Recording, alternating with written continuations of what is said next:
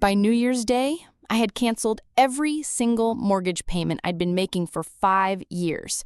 But that was just the beginning of what I did to get my revenge. You won't believe how far I went to teach them a lesson they'll never forget. Hey everyone, before we dive into this crazy story, drop a comment below and let me know what city you're watching from. I love seeing where all my amazing viewers are located. I was sitting on my son Jake's fancy leather couch in his beautiful house in Denver, Colorado. You know, the kind of couch that cost more than most people made in a month. The Christmas tree in the corner was 12 feet tall, covered in expensive ornaments that sparkled like diamonds under the lights. I was feeling good, happy to be spending time with my boy. I could make my famous turkey this year, I told him, getting comfortable. The one with the special stuffing your dad used to love so much. Remember how he always said it was better than his grandma's recipe? My son Jake shifted next to me. Something was wrong. I could feel it in the air, like when a storm's coming and you just know it before you see the clouds. Then he said the words that changed everything. Mom, you won't be welcome here for Christmas. If hearing those words didn't shake something in you, ask yourself this. What if your child told you the same thing? If you believe no parent should be discarded like a seasonal decoration, hit that subscribe button now. And if you won't, leave a comment and explain why. Be honest, we're listening. Wait, what? Did I hear that right? What do you mean I won't be welcome? I asked him, my heart starting to pound. This is family time, Jake. What are you talking about? He couldn't even look at me. His eyes were staring down at that fancy marble coffee table. The one I helped him buy last spring when his wife Jessica decided their old furniture wasn't good enough for her dinner parties. Their parents are coming, he mumbled, and they'd prefer if you weren't here. They'd prefer. Not, we think it would be better or maybe we could do something different. No, they'd prefer if I wasn't there. It's just easier this way, Mom, Jake continued, his voice getting smaller and smaller. You know how her family is about their traditions. They have their own way of doing things. I looked around this living room. Every single thing I saw had my fingerprints on it. The silk curtains, I had paid for those when Jessica complained about needing privacy. The beautiful hardwood floors, that had come from my second mortgage. The crown molding that made everything look so fancy, that had maxed out my credit card. But somehow, I wasn't good enough to eat Christmas dinner in the house I had helped pay for. Their own way, I repeated slowly, feeling something cold creeping up my spine. And what way is that, Jake? He flinched like I had just slapped him. Mom, please don't make this harder than it has to be. Through the kitchen doorway, I could see Jessica's brand new KitchenAid mixer sitting on the counter, the professional one that had cost me $3,000 because she just had to have it for her holiday baking phase. That phase had lasted exactly 3 weeks before she got bored and moved on to something else. $3,000 of my money just sitting there, probably used twice since she got it. Where will I spend Christmas then? The question came out so quiet, I wasn't sure he even heard me. But he did, and his face just crumbled like a cookie. Maybe you could, maybe visit Aunt Rosa, or we could do something the weekend after. The weekend after. Like Christmas was just some random appointment that could be moved around when it was convenient for everyone else. I stood up. My knees hurt. They had been hurting for 8 years now, ever since I started carrying this heavy burden of always giving, always sacrificing, always being the one who fixed everyone else's problems. I see, I said. Mom, wait. But I was already walking toward the door, past the family photos where my face got smaller and smaller in each picture, like I was slowly disappearing from their lives, past the coat closet filled with Jessica's expensive jackets, probably 50 of them, each one costing more than I spent on groceries in a month. My hand found the doorknob. It was cold under my palm, but not as cold as the feeling in my chest. Son, I said without turning around, tell Jessica's parents I said Merry Christmas. The December air hit my face like a slap as I walked to my old pickup truck. Behind me, I heard Jake call my name once. Just once. Then I heard the soft click of the door closing. Final, absolute, done. I sat in my truck for a minute, engine off, watching the Christmas lights twinkle in the windows of houses where I would never be welcome. My phone buzzed. Probably Jake wanting to make everything better with some empty words and fake promises. I didn't answer. Instead, I started the engine and drove into the darkness, leaving behind the warm glow of the house I had bought but would never belong in. As I drove through Denver, past all the fancy neighborhoods where people like Jessica's family lived, I started thinking about numbers. And let me tell you, the numbers made me sick. $3,200 every single month for 5 years. That was what I had been sending Jake and Jessica to help with their mortgage. $3,200 every month for 5 years. You want to know what that added up to? $192,000. Almost $200,000 of my money gone. Money that my late husband and I had saved for our retirement before he passed away. Money that was supposed to keep me comfortable in my old age. All of it poured into a house where I wasn't welcome for Christmas dinner. The light turned green and I pressed the gas pedal harder than I needed to. My truck responded with a growl that matched exactly how I felt inside. You know what the worst part was? This wasn't the first time they had taken my money and then treated me like garbage. Oh no, this had been going on for years. Remember when Jake lost his job 2 years ago? Just temporary, Mom, he had said, just until I get back on my feet. Jessica had stood behind him with her $1,000 purse, nodding like she really cared, while secretly calculating how much my desperation was worth. It turned out my desperation was worth exactly nothing to them. I pulled into my driveway, the one with the cracked concrete I couldn't afford to fix because every spare dollar disappeared into their perfect suburban dream. My porch light was flickering again, another repair I had been putting off. Inside my house, everything felt quiet and empty without my husband's laughter, without the warmth of family gatherings that I had thought would happen again someday. My phone rang as I was trying to open my front door. Jessica's name flashed on the screen. Perfect timing. I had been waiting 5 years to have this conversation. I answered on the 4th ring, just to let her sweat a little bit.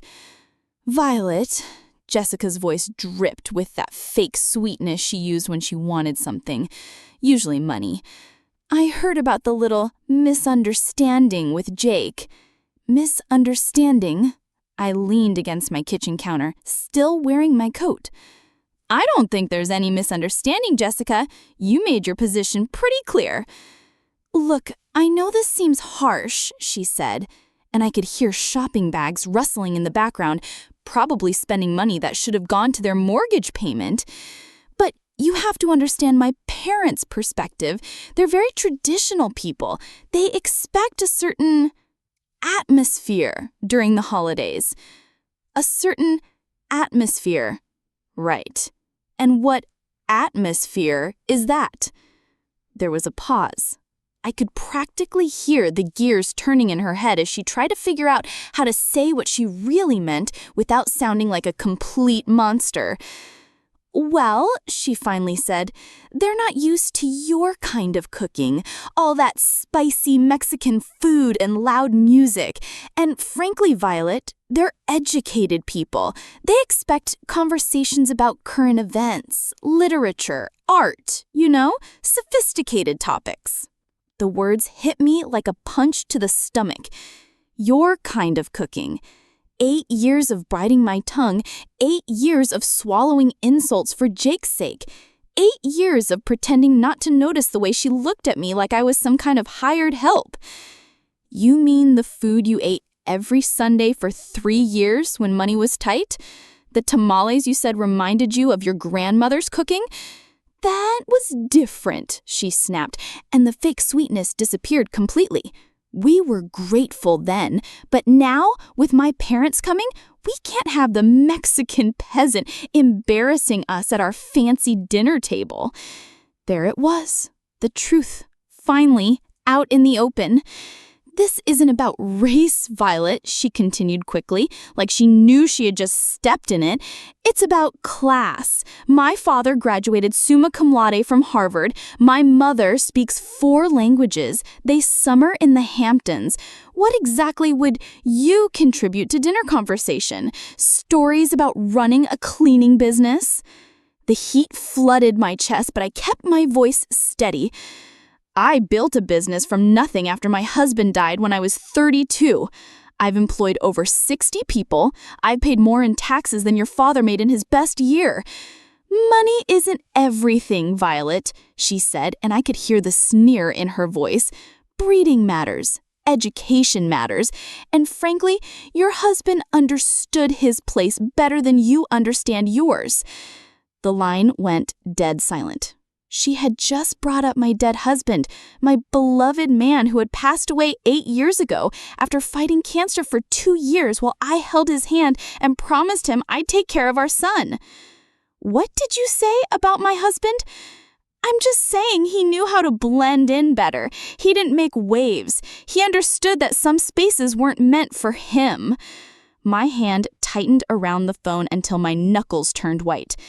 My husband had more class in his little finger than your entire bloodline will ever have. Oh, please, Jessica laughed, and it was the ugliest sound I had ever heard. He was a janitor who got lucky. At least he had the good sense to stay quiet about it. That was it. That was the line she never should have crossed. Jessica, I said, and my voice dropped to something I didn't recognize, something dangerous. I want you to listen very carefully. This conversation is over. We're done pretending to be family. You can't just... We're done, I repeated, and I hung up. I set the phone down carefully on the counter. My hands were surprisingly steady. Around me, the kitchen felt different somehow. Smaller, but cleaner, like a weight had been lifted off the air itself. I walked to my desk in the corner and pulled out a manila folder I had been avoiding for months. Bank statements, mortgage papers, 5 years of automatic transfers that had bled me dry while they lived like royalty. Time to stop the bleeding. The documents spread across my kitchen table like evidence at a crime scene. 5 years of bank statements, each one showing the same automatic transfer. $3,200 on the 15th of every month, vanishing from my account into theirs. A trail of my own stupidity. I pulled out my calculator and started adding it up, even though I already knew the answer would make me sick. First year, $38,400. Second year, $38,400. Third year, $38,400. This was the year that I had stopped buying myself new clothes. Fourth year, $38,400. This was the year when I had started shopping at discount grocery stores. Fifth year, $38,400. This year, I had been eating peanut butter sandwiches for lunch just to make ends meet. Total, $192,000. But that wasn't counting the down payment. That wasn't counting all the times I had covered their utilities when Jessica's shopping addiction got out of hand. That wasn't counting the new roof, the landscaping, the furniture that was essential for their lifestyle. $300,000? My late husband's life insurance money? My retirement savings? The college fund we had started for grandchildren I would apparently never be allowed to see. All of it gone. Poured into a house where I wasn't welcome for Christmas dinner. I reached for my phone and scrolled through my contacts until I found the number for my bank. Customer service, this is Jennifer. How can I help you today? I need to cancel an automatic transfer, I said, and my voice was steadier than it had been in years. Certainly, ma'am. I'll need your account number and some verification information. I gave her all the numbers. I could hear her typing in the background. Professional and efficient. No judgment about why a 64-year-old woman was canceling payments to what was probably her son's mortgage. I see the transfer you're referring to, Mrs. Howell, she said. $3,200 monthly to Wells Fargo, account ending in 8247. How long have you been making this transfer? 5 years, I said, and the words tasted bitter in my mouth. And you want to cancel it effective immediately? I looked around my kitchen, at the outdated appliances I couldn't afford to replace, at the walls that needed painting, at the windows that leaked cold air because I had spent my home improvement money on someone else's castle. Effective immediately, I confirmed.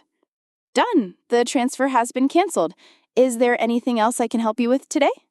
No, I said, and I was surprised at how good that word felt. No, that's everything. I hung up and sat in the sudden quiet of my house. For the first time in 5 years, next month's budget would balance. For the first time since my husband died, I could afford to fix my porch light, buy decent groceries, maybe even take a vacation. I gathered up all the bank statements and mortgage papers, all the evidence of my generosity, and walked to my fireplace. I struck a match and watched 5 years of martyrdom turn to ash. That wasn't just paper in the fire, that was dignity reborn. If you've ever given too much to people who gave you nothing in return, subscribe right now. Not for me, but for you. Still not sure? Then leave a comment and tell the world why you'd keep paying for your own erasure. The fire felt warm on my face, warmer than I had felt in years. My phone buzzed with a text message, probably Jake wanting to apologize, or Jessica needing money for something essential, like new throw pillows. I didn't check it. Instead, I poured myself a glass of the good wine, the bottle I had been saving for a special occasion that never seemed to come. Tonight felt special enough. I raised my glass to the empty room, to my husband's photo on the mantel, to the woman I used to be and the woman I was becoming. Merry Christmas to me, and I meant it. The next morning came bright and clear. December sunlight streamed through my kitchen windows as I drank my second cup of coffee. For the first time in years, I wasn't calculating how much money would disappear from my account in 3 days. Freedom tasted better than the expensive Colombian blend I had finally allowed myself to buy. My phone rang at exactly 10:47 a.m. Jessica's name flashed on the screen like a warning sign. Violet? Her voice had that familiar tone of barely hidden impatience. I need you to pick up my parents from Denver Airport. Their flight from Boston arrives at 2.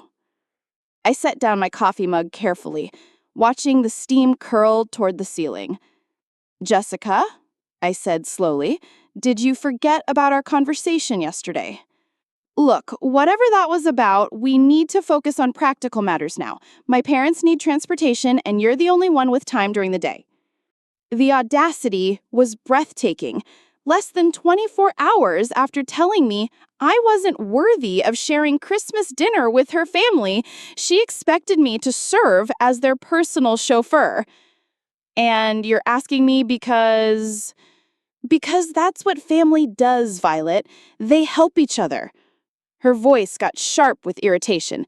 Besides, let's be honest here, Violet. You're not exactly busy these days. Just get in your truck and pick them up. You're not exactly busy these days. Like my time didn't matter because I wasn't important enough to matter. What airline? I asked quietly.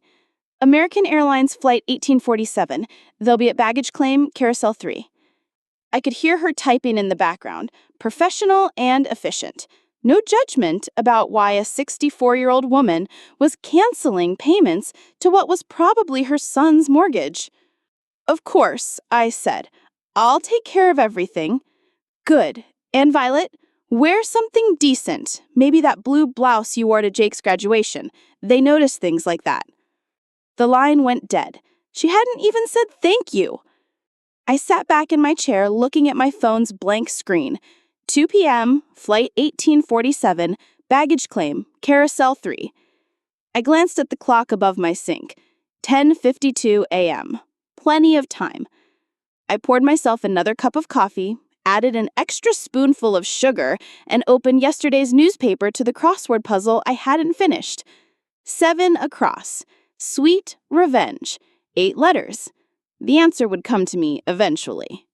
At 2:15 p.m., I was settling into my favorite armchair with a fresh cup of coffee and today's newspaper. The crossword from yesterday lay completed on my coffee table. Sweet revenge had been paybacks. My phone buzzed against the wooden surface. Jessica's name again. I let it ring. The December sun slanted through my living room windows, warming the space where I had spent so many lonely evenings counting the cost of my generosity.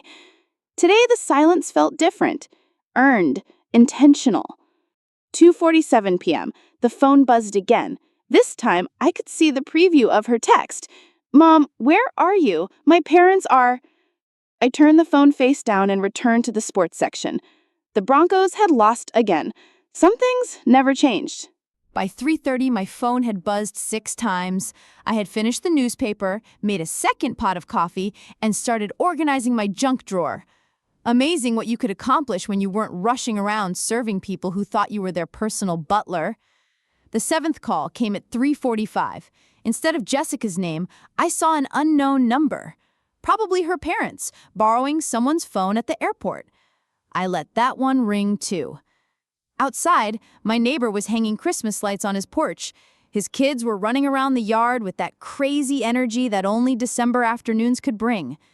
Normal families doing normal things. Nobody was stranded anywhere waiting for someone who would never come. 4:15 p.m. My phone started ringing and didn't stop. Jessica, then the unknown number, then Jessica again. The buzzing became constant, like an angry wasp trapped against glass. I walked to my kitchen and unplugged my landline from the wall. Then I turned my cell phone completely off. Perfect silence.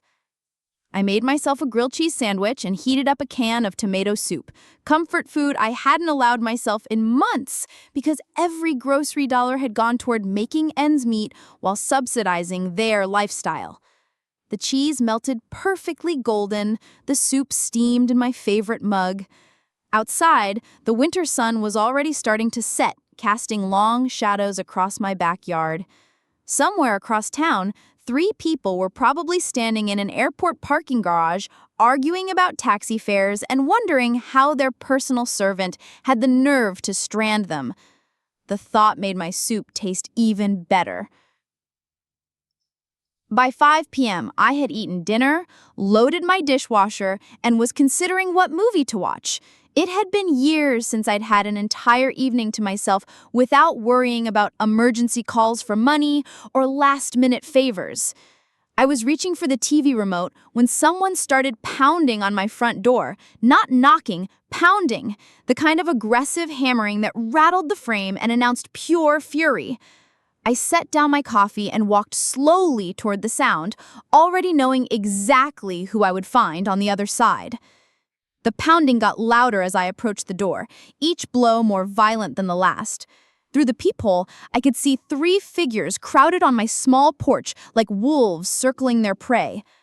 I opened the door to find Richard Jenkins's red face inches from mine. "What the hell is wrong with you?" he shouted, pushing past me into my living room without being invited. Catherine followed him in, her usually perfect hair all messed up, her lips pressed into a thin line of pure hatred. Jessica brought up the rear, her designer coat wrinkled, her makeup smeared. "You humiliated us. Do you have any idea what you've done? My parents had to take a $60 taxi because you decided to throw some kind of tantrum." "Get out of my house," I said quietly, not moving from my position by the door. They stopped mid-rant, shocked by the steel in my voice. "Excuse me?" Richard's face went from red to purple. "You don't get to make demands here, lady, not after what you pulled today." "This is my house," I said calmly, "and I want you out, now." Catherine stepped forward, her voice dripping with the kind of superiority she had perfected over decades of looking down on people like me. "Violet, you clearly don't understand the magnitude of your mistake. My husband has connections throughout this city, business connections, social connections. You can't treat people like us this way and expect..." "This was a lesson for you, a lesson about arrogance and treating people you consider beneath you like garbage." Jessica's mouth fell open. "A lesson?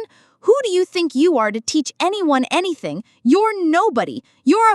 I'm someone who finally stopped being your personal bank account and taxi service." I stepped aside and held the door open wider. "The lesson is over. You can leave." Richard jabbed a finger toward my chest, but didn't quite dare touch me. "You have no idea who you're messing with, old woman. I've been in this city longer than you've been breathing. I know people, important people, people who can make your life very, very difficult." "Is that a threat, Mr. Jenkins?" "It's a promise." His voice dropped to a menacing whisper. "You think abandoning elderly people at an airport is just something you can do without consequences? You're about to learn exactly how wrong you are." Catherine nodded, her smile sharp enough to cut glass. "Indeed, actions have consequences, Violet, and yours will be quite public." Jessica grabbed her father's arm. "Daddy, let's just go. This pathetic old woman isn't worth our time." They filed out of my house like a defeated army, but Richard turned back at the doorway. "You'll regret this, I guarantee it." I closed the door behind them and turned the deadbolt with a satisfying click. Through the window, I watched them pile into their rental car, still arguing among themselves as they drove away into the December darkness. The house felt cleaner with them gone, like their presence had left a stain that was only now lifting. But their parting words echoed in the sudden quiet. Public consequences, important people, connections. For the first time in this whole mess, I felt something that might be concern, but it was overwhelmed by something much stronger. Anticipation. 3 days later, I was enjoying my morning coffee when I saw my own face staring back at me from page 3 of the Denver Post. The headline read, "Local businesswoman abandons elderly couple at airport during holiday storm." My hands went still around the coffee mug. That story made my blood run cold and my temper flare in equal measure. There I was in black and white, an old photo from my company's website, probably 5 years out of date. Below it, a story that made my blood run cold and my temper flare in equal measure. Richard and Catherine Jenkins, visiting their daughter for Christmas, were left stranded at Denver International Airport for over 4 hours Sunday when family member Violet Howell failed to appear for a prearranged pickup. The couple, both in their late 50s, waited in frigid temperatures as a winter storm warning was issued for the region. Winter storm warning? It had been 52 degrees and sunny. "We couldn't believe someone would just abandon us like that," said Richard Jenkins, a retired banking executive. "We called repeatedly, but Mrs. Howell never answered her phone. We were forced to take an expensive taxi in dangerous weather conditions. At our age, this kind of treatment isn't just inconsiderate, it's dangerous." The article continued with quotes about my pattern of erratic behavior and concerns about my mental state. Richard had painted himself and Catherine as helpless victims of a cruel old woman who had suddenly snapped without reason.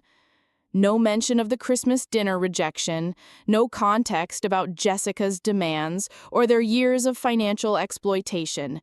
Just me, the villain who had abandoned poor elderly tourists during a blizzard that existed only in Richard's imagination. I set down my coffee and read the article again. Then a third time. The byline belonged to Patricia Morrison, lifestyle editor. I didn't recognize the name, but I recognized the strategy. Richard had called in favors, used his banking connections to get this story placed exactly where it would do maximum damage to my reputation. Smart. Very smart.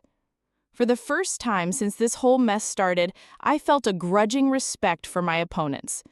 They weren't just entitled rich people throwing tantrums. They were strategic, calculating. They understood that in a city like Denver, reputation was everything. One well-placed newspaper article could destroy decades of hard work. They had declared total war. I folded the newspaper carefully and set it aside, my mind already shifting into the planning mode that had built my business from nothing. This wasn't about airport pickups anymore. This wasn't about Christmas dinner or mortgage payments. This was about winning. I pulled out my laptop and started typing names into search engines. Richard Jenkins, Catherine Jenkins, Jessica Howell. Their social media profiles, their connections, their habits, their weaknesses, everything they had foolishly made public over the years. If they wanted to play chess, I would show them what a real strategist looked like. I glanced at my wall calendar. December 18th. 7 days until Christmas.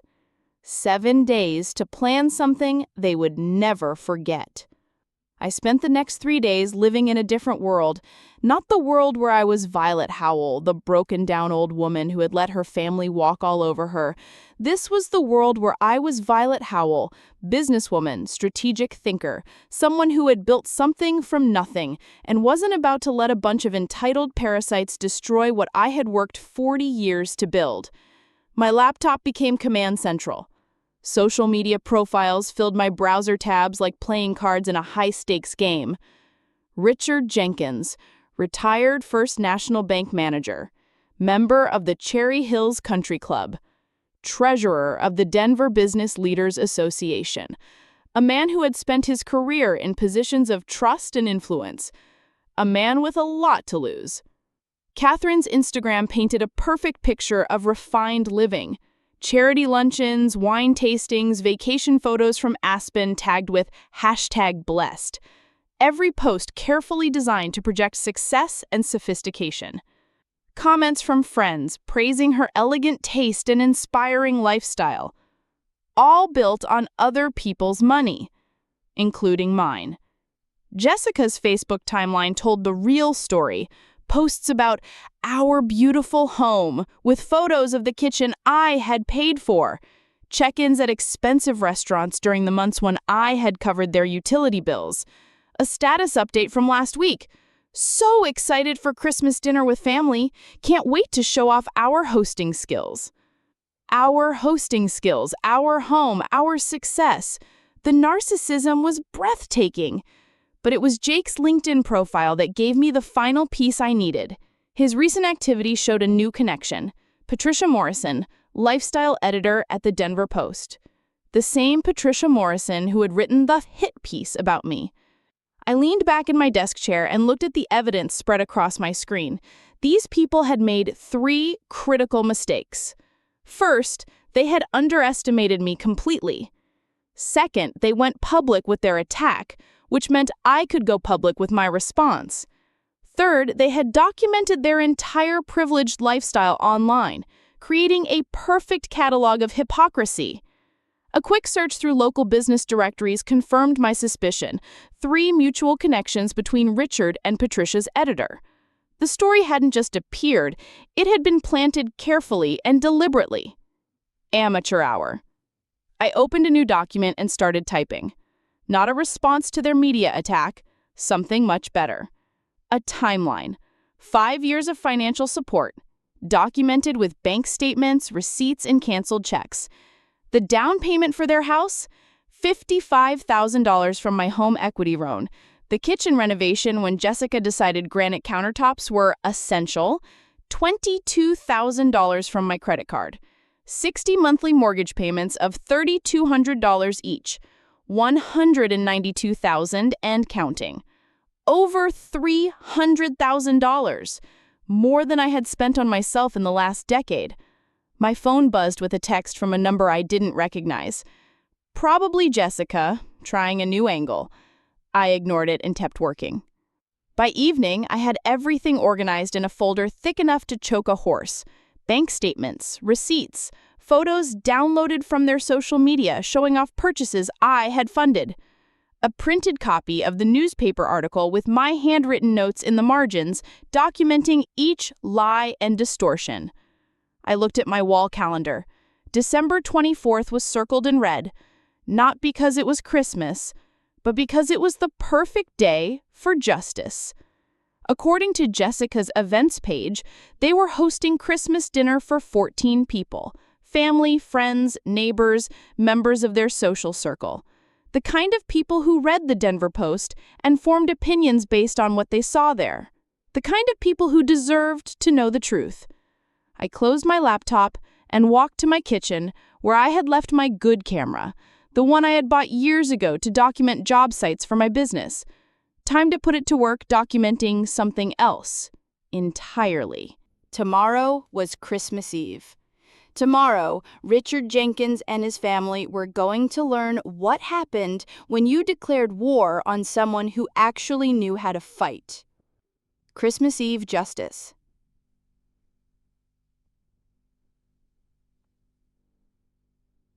Christmas Eve morning dawned gray and cold, the kind of Denver winter day that made you grateful for warm houses and family gatherings. Too bad I wouldn't be welcome at either. But I had other plans. I laid out my evidence like a lawyer preparing for trial. Bank statements organized by year, each monthly payment highlighted in yellow. Receipts arranged chronologically, showing the pattern of my support for their lifestyle.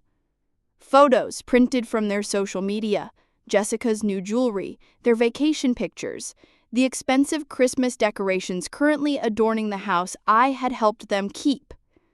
All of it copied 14 times, one for each dinner guest. The newspaper article went on top of each stack, my red pen notes visible in the margins. Lie, written next to Richard's quotes about dangerous weather. False, beside the claim about my erratic behavior. Missing context, highlighted where they had failed to mention 5 years of financial support. I dressed carefully, in my best outfit, the navy blue dress I had worn to my husband's funeral, pressed and ready for another kind of farewell. Today, I was saying goodbye to the woman who had been a doormat for her family. Tonight, I would be someone who commanded respect. At 6:30 p.m., I loaded my briefcase with the evidence packets and drove to Cherry Hills. Their house glowed with warm light, cars filling the driveway and lining the street. Through the front windows, I could see figures moving around in the dining room, Jessica playing hostess in the home my money had helped them buy. I parked across the street and checked my watch. 6:45. Perfect timing. Late enough that everyone would be seated for dinner, early enough that they would still be on the main course. No easy escape for anyone. The front door was unlocked. Of course it was.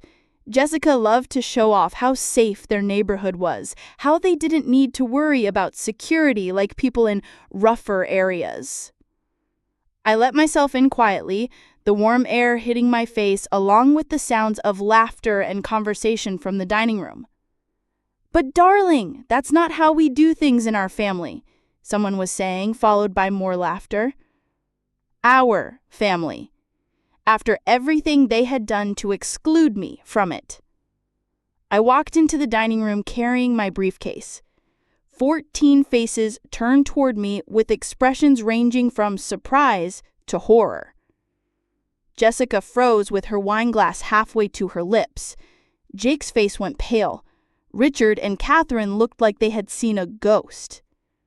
Perfect. "Good evening, everyone," I said calmly, setting my briefcase on their marble sideboard. "I hope you don't mind me joining your Christmas celebration." Jessica found her voice first. "Violet, this is completely inappropriate. You need to leave immediately." If this moment doesn't make your blood boil for every mother or father cast aside after sacrificing everything, maybe you're not ready to hear the truth.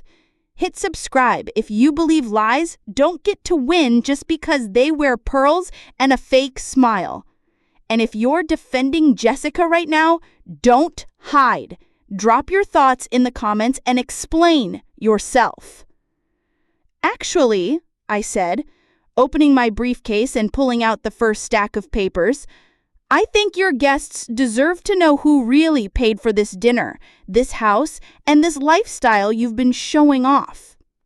A woman I didn't recognize, probably one of Catherine's charity friends, leaned forward with curiosity. "What is she talking about, Jessica?" "She's having some kind of episode," Jessica said quickly. "Jake, call someone." But I was already moving around the table, placing a packet of documents in front of each guest. "Here are the bank records," I said conversationally.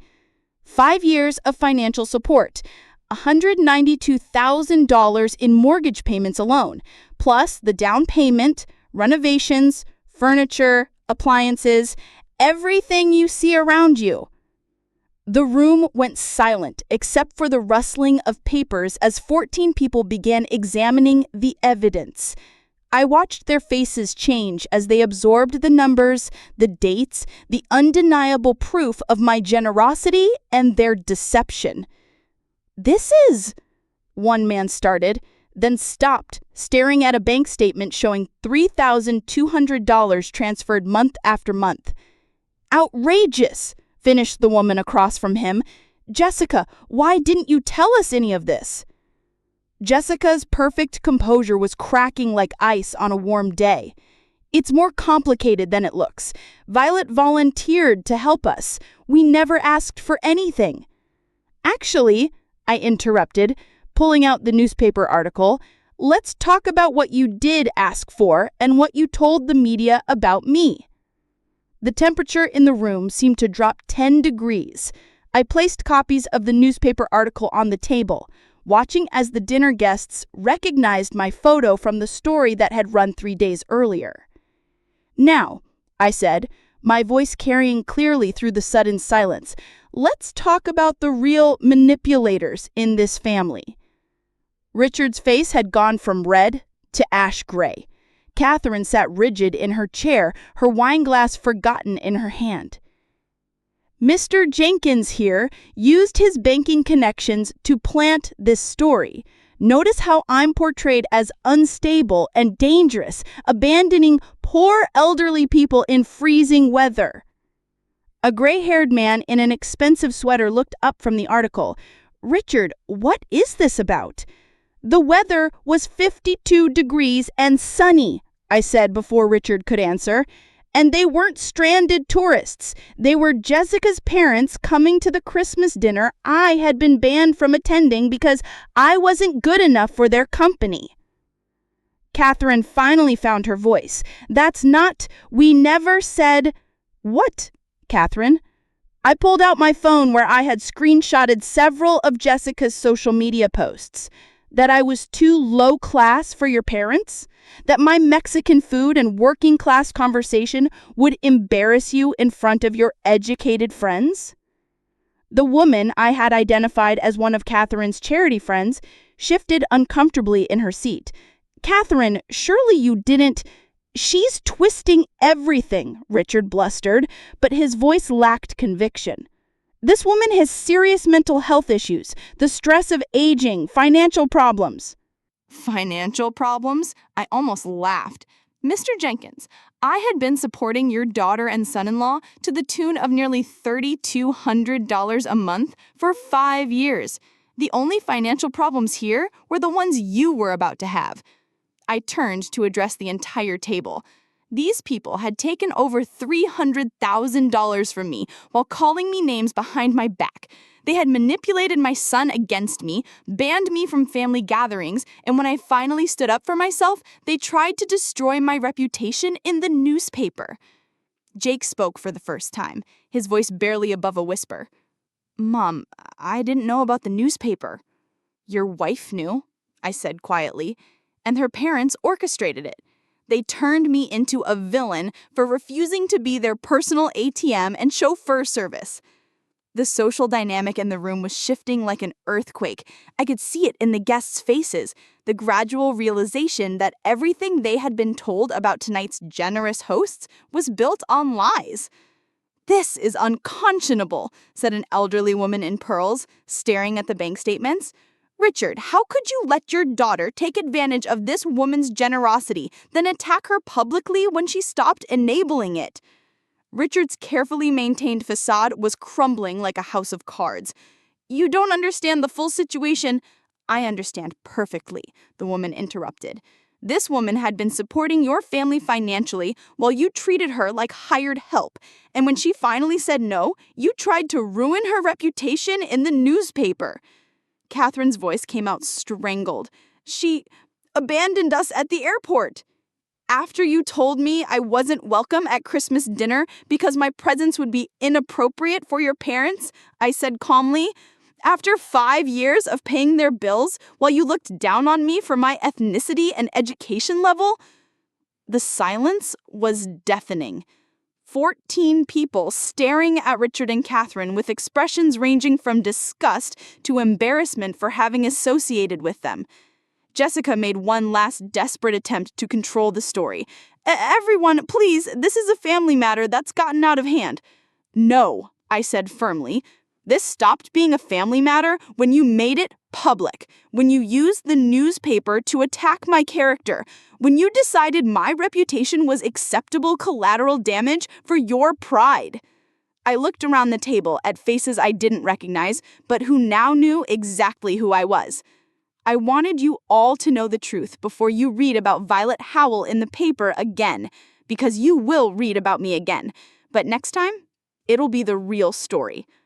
I closed my briefcase and straightened my dress. Enjoy the rest of your dinner. It's the last one I'll be paying for.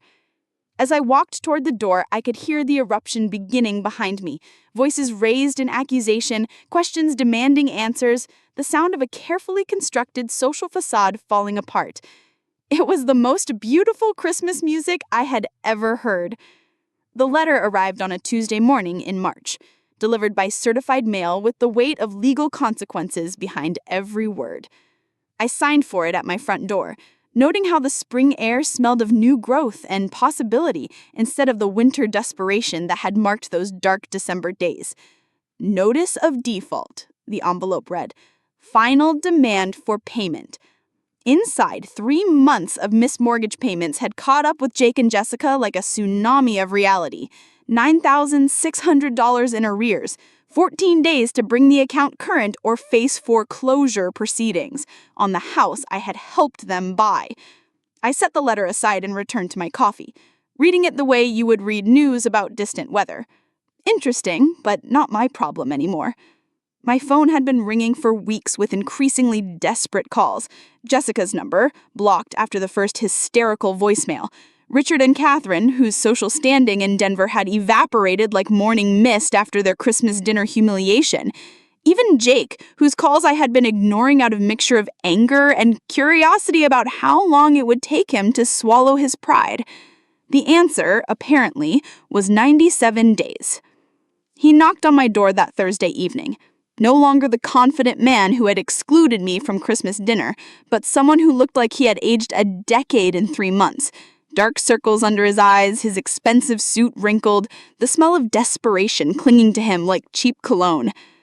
"Mom," he said when I opened the door, "we need to talk." I stepped aside to let him in, noting how he looked around my house like he was seeing it for the first time. The new furniture I had bought with my first mortgage-free paycheck, the fresh paint on walls that hadn't been updated in 8 years because every spare dollar had gone to his lifestyle, the repairs I had been able to afford now that I wasn't subsidizing someone else's American dream. "Nice place," he said quietly.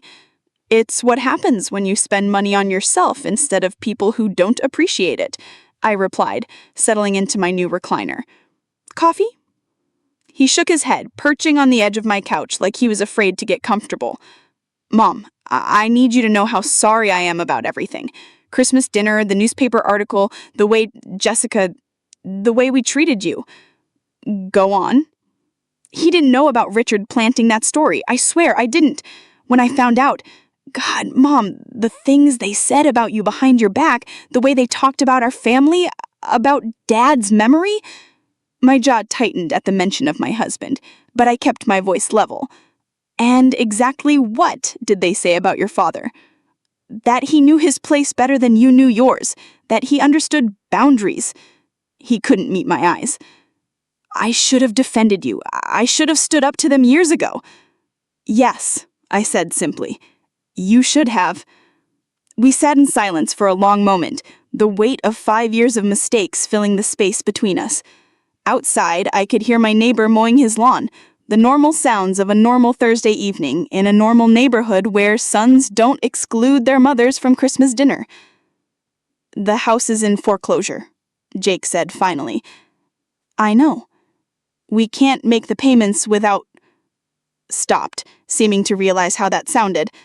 "Without my help, without the money I was sending every month while you let your wife's family treat me like garbage. You know how it looks, Mom." He nodded miserably. Jessica calculated it after Christmas. The mortgage payments, the down payment, everything else. Over $300,000. $318,472, I corrected. I know the exact amount because I finally did something I should have done years ago. I added it up. His face crumbled. Mom, I'm so sorry. I don't know how to fix this. You can't fix it, son. That money is gone. But more importantly, those years are gone. 5 years when I could have been building a relationship with you instead of funding your wife's fantasy life. I know that now. He looked up at me with something that might be hope. But maybe we could start over? Maybe there's a way to...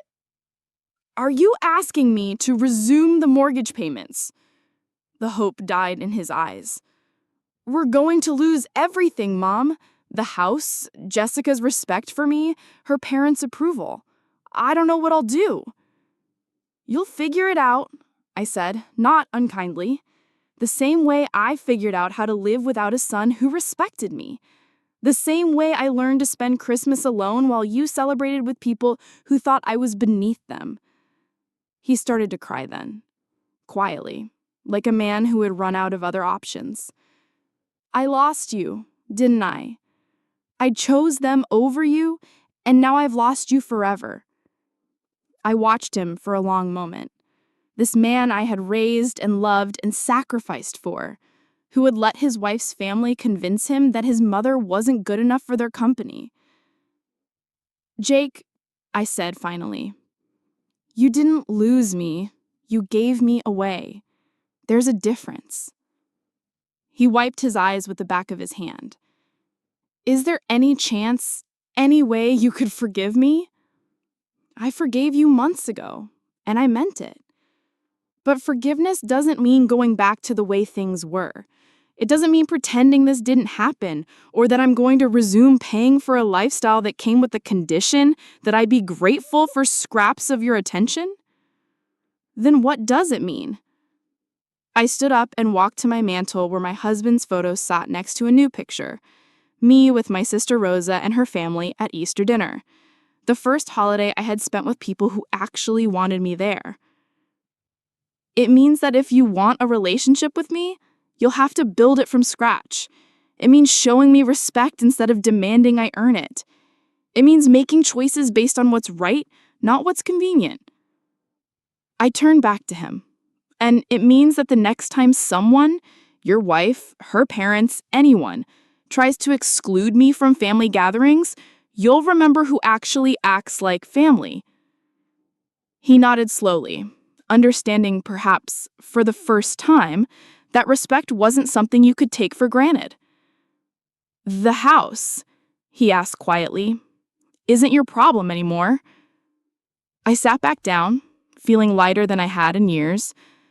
You're a grown man, Jake. Figure it out like grown men do. Get a job that pays enough to cover your bills. Sell the house and buy something you can afford. Stop living beyond your means and expecting other people to subsidize your choices. He stood up slowly, his shoulders straighter than when he had arrived.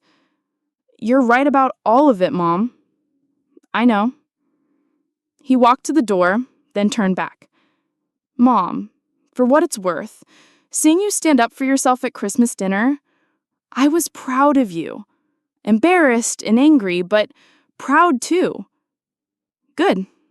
Maybe there's hope for you yet. After Jake left, I poured myself a glass of the good wine and stepped onto my back porch. Spring was coming to Denver, the trees beginning to bud, the air warming with promise. In 4 months, I would be 65. My husband had been gone for 8 years.